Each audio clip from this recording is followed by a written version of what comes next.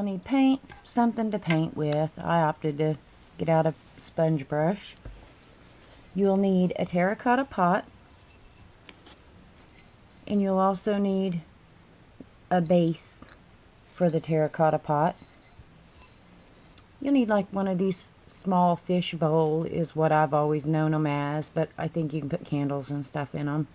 Anyway, you can get that at Dollar Tree. Pardon me. And then you'll need some sort of glue to glue the pieces together.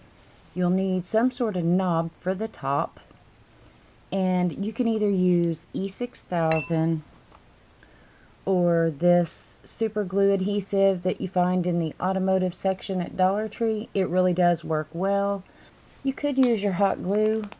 However, I would not recommend hot glue simply because it does not stay over time. Over time it starts to loosen and come apart, and this is all glass or terracotta breakable stuff, so you wouldn't necessarily want it to fall apart if you say pick it up.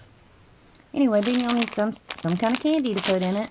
You will want to paint both sides of your lid, and the reason being is it gives it a little bit of grip. If it's still not grippy enough for you, what you could do is go ahead and put a little bit of like washi tape or something like that in here so that it gives it more grip and it's not beating and banging around. I went ahead and pre-painted my pot and my base because I knew I was doing this video. Okay, so the first thing I'm going to glue is this little guy here. Make sure your base is nice and clean free of any stickers or residue or anything like that. I've decided I want to start with the glue here on this guy. So you want to run a thin layer.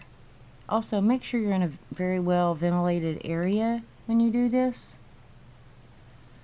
because this glue is, you know, kind of toxic smelling. And also avoid contact with your eyes. I mean, use some common sense. Alright. So I'm going to take this guy and try and get it as close to the middle as possible.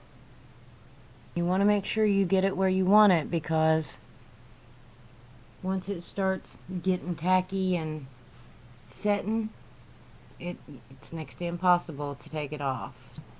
While we're waiting on that guy, then I have to do this guy.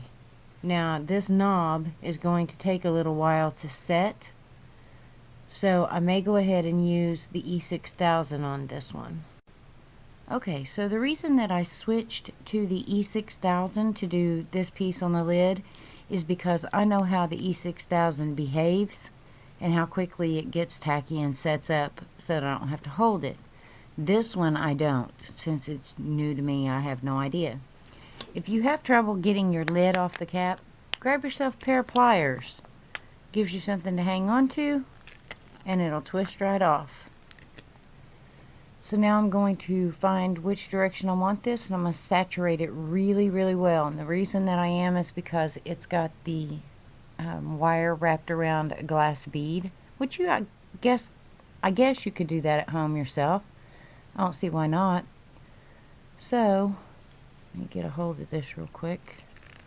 And the way to find the exact metal on this lid is that it has a little bump there, so you don't have to worry about measuring it and all that stuff.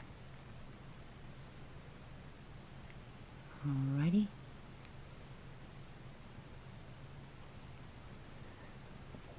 That looks like I got it in the middle.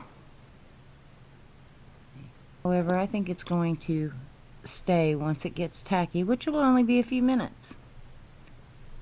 So I'll come back to you after this dries and the other dries, and we'll go from there. Okay, so here's the end result. Isn't it cute? Now all we need is some candy.